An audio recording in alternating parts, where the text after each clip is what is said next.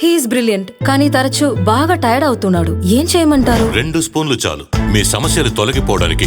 Lion date syrup ప్రతిరోజు 2 స్పూన్లు. చెప్పండి, ఈనాడు ఆంధ్రజ్యోతిపై పరువు నష్టం దావా మొత్తానికి సమన్లు జారీ చేసే వరకు వచ్చింది. సో యాక్షన్ ఉండబోతోంది అనుకోవచ్చా? ఏం జరగబోతోంది? అప్డేట్స్ ఏంటి?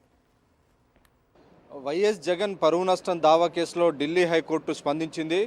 ఆయన పరువు ప్రతిష్టలకు భంగం కలిగించే విధంగా ఈనాడు ఆంధ్రజ్యోతి తప్పుడు కథనాలు ప్రచురించాయని ఈ అంశాన్ని వైఎస్ జగన్ తరపు న్యాయవాదులు ఢిల్లీ హైకోర్టు దృష్టికి తీసుకెళ్లారు. సో ఈ నేపథ్యంలో అన్ని అంశాలను పరిశీలించిన తర్వాత ఢిల్లీ హైకోర్టు ఆంధ్రజ్యోతికి, ఈనాడుకు, అలాగే ఆంధ్రజ్యోతి సంపాదకుడు రాహుల్, అలాగే ఉషోదయ పబ్లికేషన్ సంపాదకుడు నాగేశ్వరరావుకు సమన్లు జారీ చేస్తూ నిన్ననే నోటీసులు పంపింది. అలాగే వైఎస్ జగన్కు వ్యతిరేకంగా ఆయన పరువు ప్రతిష్టలకు భంగం కలిగించే విధంగా రాసినటువంటి కథనాలు కానీ, ప్రసారం చేసినటువంటి కథనాలకు సంబంధించినటువంటి లింక్స్ అన్ని కూడా వెంటనే తొలగించాలనేటువంటి ఒక ఇంటరిమ్ అప్లికేషన్ పైన కూడా ఢిల్లీ హైకోర్టు ఈ 2 మీడియా సంస్థలకు నోటీసులు జారీ చేసినటువంటి పరిస్థితి.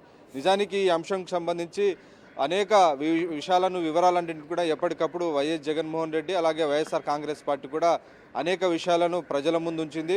నిజానికి ఒప్పందం జరిగినటువంటి సమయంలో బహిరంగ విపణిలో సోలార్ పవర్ యూనిట్ ధర 5 రూపాయలు ఉంటే దాన్ని 50%కు ₹2.49 మాత్రమే ఆ రోజు ముఖ్యమంత్రిగా ఉన్నటువంటి వైఎస్ జగన్మోహన్ రెడ్డి ఒప్పందం చేసుకున్నారు. సో ఆ ఒప్పందం కూడా నేరుగా గవర్నమెంట్ టు గవర్నమెంట్ జరిగినటువంటి ఒప్పందం. సో G2G ఒప్పందంగా దీన్ని పిలుస్తుంటారు. సో సెకీ అనేది కేంద్ర ప్రభుత్వ సంస్థ, ఆ సెకీతో రాష్ట్ర ప్రభుత్వం ఒప్పందం చేసుకుంది. సో ఇందులో ఎలాంటి ప్రైవేట్ ప్లేయర్స్ కానీ థర్డ్ పార్టీ ప్లేయర్స్ లేరు. సో ఒక 2 ప్రభుత్వాల మధ్య జరిగినటువంటి ఒప్పందానికి ఈనాడు ఆంధ్రజ్యోతి వక్ర భాషలు చెప్తూ ఆదానికి మేలు చేసేందుకే ఈ మొత్తం ఒప్పందాన్ని చేసుకున్నారనేటువంటి విషయాన్ని, దీనికి సంబంధించినటువంటి తప్పుడు కథనాలు ప్రచురించారు. సో ఈ నేపథ్యంలో ఈ అంశాలన్నింటినీ కూడా ఈనాడు ఆంధ్రజ్యోతికి సంబంధించినటువంటి పేపర్ క్లిప్పింగ్స్ అన్ని కూడా జత చేసి ఢిల్లీ హైకోర్టుకు అందజేశారు. సో ఢిల్లీ హైకోర్టు నిన్న చాలా సుదీర్ఘంగా ఈ కేసును విచారణ జరిపింది. విచారణ జరిపిన తర్వాత ఈ కేసును అడ్మిట్ చేసుకొని ఈ 2 పత్రికలకు, అలాగే ఈ 2 పత్రికల సంపాదకులకు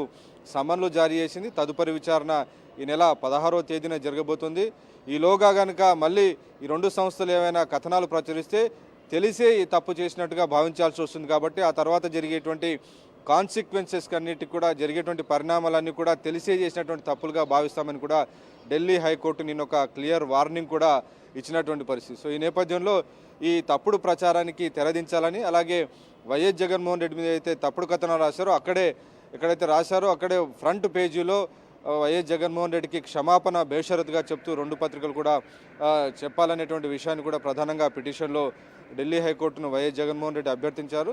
అలాగే ఈ అంశాలకు సంబంధించి ఈ మొత్తం వ్యవహారంలో అమెరికాలో ఏదైతే ఆదాని వ్యవహారంలో ఇండిక్ట్మెంట్ ఉందో అందులో వైఎస్ జగన్మోహన్ రెడ్డి పేరు లేకున్నప్పటికీ ఉన్నట్టుగా అభూత కల్పనలు, కట్టుకథలు రాసి ప్రజలను తప్పుదో పట్టించే విధంగా ఈ 2 పత్రికలు వ్యవహరించాయనేటువంటి విషయాలకు సంబంధించినటువంటి అన్ని క్లిప్పింగ్స్, వాటికి సంబంధించినటువంటి వివరాలన్నీ కూడా ఢిల్లీ హైకోర్టుకు అందజేసినటువంటి పరిస్థితి. నిజానికి ఈ అంశానికి సంబంధించి గతంలోనే ఓపెన్గా వైఎస్ జగన్మోహన్ రెడ్డి మీడియా సమావేశం నిర్వహించి పత్రికలకు క్లియర్గా చెప్పారు, బేషరతుగా క్షమాపణ చెప్పండి, తన పేరు లేకున్నప్పటికీ ఉన్నట్టుగా చిత్రీకరించి పరువు ప్రతిష్టలకు భంగం కలిగించే విధంగా వ్యవహరిస్తున్నారని.